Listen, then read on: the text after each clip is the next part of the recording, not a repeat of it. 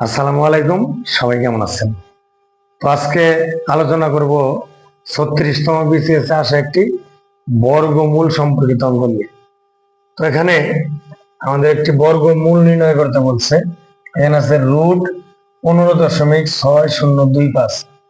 তো এটা ক্যালকুলেটর ব্যবহারের সুযোগ থাকলে আমরা এই সংখ্যাটা ক্যালকুলেটরে উঠে রুটে চাপ দিলে এসে যাবে। তবে যদি আপনি পরীক্ষার হলে ক্যালকুলেটর ব্যবহার না করতে পারেন, সেক্ষেত্রে তো আপনাকে জানা থাকতে হবে যে এটা আমি কিভাবে সমাধান করব। তো আমরা একটু গণিতের নিয়মে বা গাণিতিক পদ্ধতিতে কিভাবে সমাধান করা যায় সেটা একটু আলোচনা করি। আমরা বর্গমূল শিখি আগে, যে 15.6025 ভাগ আকারে বর্গমূল, ভাগ প্রক্রিয়ায় বর্গমূল, এটা হচ্ছে ভাগ প্রক্রিয়ায় বর্গমূল। যদি এই অঙ্কগুলো সপ্তম শ্রেণীতেও আছে। তো নিয়ম এভাবে আমরা ডান দিকে খাড়া দাগ দিব, ডান পাশ থেকে সংখ্যাগুলোকে জোড়া জোড়া আকারে সাজায় নেওয়া, এরকম ডান পাশ থেকে জোড়ায় জোড়ায় সাজায় নেওয়া। কি বলছি? ডান পাশ থেকে জোড়ায় জোড়ায় সাজায় নেওয়া। তো আমাদের যেহেতু বর্গমূলের অঙ্ক, এখানে বর্গ ও বর্গমূল এই দুইটা বিষয় সম্পৃক্ত। তো বর্গটা তো সকলে জানি আমরা, নাকি? বর্গ হচ্ছে কোন সংখ্যাকে ওই সংখ্যা দ্বারা গুণ করা। যেমন 5 গুণ 5 সমান 25। তার মানে কি 5-এর বর্গ 25, 25-এর বর্গমূল 5। বর্গ এরকম ভাবে দেখানো হয়, স্কোয়ার শব্দের অর্থ কি? বর্গ। মানে এখানে 2 ব্যবহার করা, বোঝানো হয়েছে 5-কে 5 দ্বারা গুণ করা। 10-এর স্কোয়ার মানে কি 10 গুণ 10, এরকম বোঝানো। তার মানে বর্গ কথাটার অর্থ হচ্ছে কোন সংখ্যাকে ওই সংখ্যা দ্বারাই গুণ করা। তো এবার আমরা বর্গ করতেছি না, বর্গমূল করতেছি। ডান দিক থেকে আমরা জোড়ায় জোড়ায় নিয়ে নিছি। তো সমাধানটা করতে হবে বাম পাশ থেকে। তো বাম পাশের জোড়াটা কত আছে? 15। তো আমরা একটু এরকম চিন্তা করবো যে কোন সংখ্যার বর্গ 15-র কাছাকাছি যায়। যেমন 2-এর স্কোয়ার 4, 3-এর স্কোয়ার 9, 4-এর স্কোয়ার 16। তো আমরা এখানে খেয়াল করে দেখি 4-এর স্কোয়ার কত? 16, কিন্তু আমাদের কাছে আছে কত? 15। তো কখনোই এই সংখ্যাটার চেয়ে বেশি যাওয়া যাবে না, তার থেকে কম যাবে। সেক্ষেত্রে আমরা 4-এর বর্গ নিতে পারি না, তাহলে কার বর্গ নিতে হবে? 3-এর বর্গ নিতে পারি। তাহলে এখানে 3, 3-এর বর্গ কত? 9। তো 15-এর নিচে 3-এর বর্গটা আসবে। আমরা এটা বিয়োগ করলে কত পাই? 15 থেকে 9 গেলে 6 থাকে। যেহেতু 15-এর পরে এখানে দশমিক আছে, 15 পর্যন্ত আমাদের কাজটা শেষ হয়েছে, বা 15 পর্যন্ত বর্গমূলটা আমরা নিছি। তো ফলের মধ্যে আমরা এই দশমিকটা নিয়ে দেবো। এবার কাজ কি? আমরা এই ডান পাশ থেকে এক জোড়া সংখ্যা নিচে নিয়ে আসবো, ডান পাশ থেকে। তাহলে এই ডান পাশের জোড়াটা কত? 60। এবারে খাড়া দাগটা এই সংখ্যার বাম পাশে দিতে হবে। তার পরবর্তী নিয়মটা, ধাপগুলো মনে রাখতে হবে। এখানে বর্গমূলে কত আছে? 3। সবসময় আমরা এই বর্গমূলে যা আছে তার দ্বিগুণটাকে এখানে ভাজক আকারে নিয়ে আসবো। তাহলে এখানে আমরা 3-এর দ্বিগুণ যদি নিয়ে আসি কত? 6, মানে 3-এর ডাবল।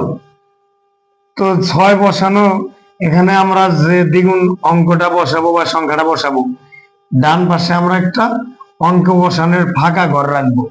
এখন আমাদের একটু মনে মনে হিসাব করার বিষয়, যে এই জায়গাটাতে আমরা যে অঙ্কটা বসাবো ওই একই অঙ্ক আমরা এই জায়গাটাতে বসাবো। বসে এইটা দ্বারা যদি আমরা এই পুরো অঙ্কটাকে গুণ করি, সেটা যেন এই 660-এর সমান কিংবা তার চেয়ে কম হয়, মানে তার কাছাকাছি হয়। তো এবার আমরা একটু এরকম চিন্তা করি যে এখানে কত বসায় গুণ করলে 660-এর কাছাকাছি দিতে পারি। তো আমরা এরকম যদি চিন্তা করি যে এখানে যদি আমি 8 দিই, সাপোজ এখানে যদি আমি 8 দিই, তাহলে এখানে 8 দিতে হবে। তার মানে এই সংখ্যাটা কত? 68। যদি এরকম চিন্তা করি, যেখানে আমি 8 বসাইছি, তাহলে ওটা 68 হবে। তো 8 দিয়েই কিন্তু এটাকে গুণ করতে হবে। 8 8 64, হাতে 6, 6টা 48, আর 6 কত? 54। তো এখানে দেখতে পাচ্ছি 544, এখানে আছে 660। তো আমার মনে হচ্ছে 660 থেকে 544 অনেকটা কম। তো আমি যদি এখানে 8 না বসাই 9 বসাই, তাহলে এখানেও 9 বসাতে হবে। তার মানে এটা 69, তাকে আমরা 9 দিয়ে গুণ করবো। 9 নং 81, হাতে কত? 8। 6 নং কত? 54, 54 আর 8 কত হয়? 62। 54 আর 8 62, তাহলে কত আসছে? 621, যা এই 660 এর কাছাকাছি। কারণ এক অঙ্কই বসাইতে হবে, এখানে 10 11 12 ধরে বসানো যাবে না। তো এক অঙ্ক বিশিষ্ট সবচেয়ে বৃহত্তম অঙ্ক তো 9, আর সেটা আমরা বসাইছি। তাহলে এই 9 দিয়ে যদি 69 কে গুণ করা হয়, কত পাই?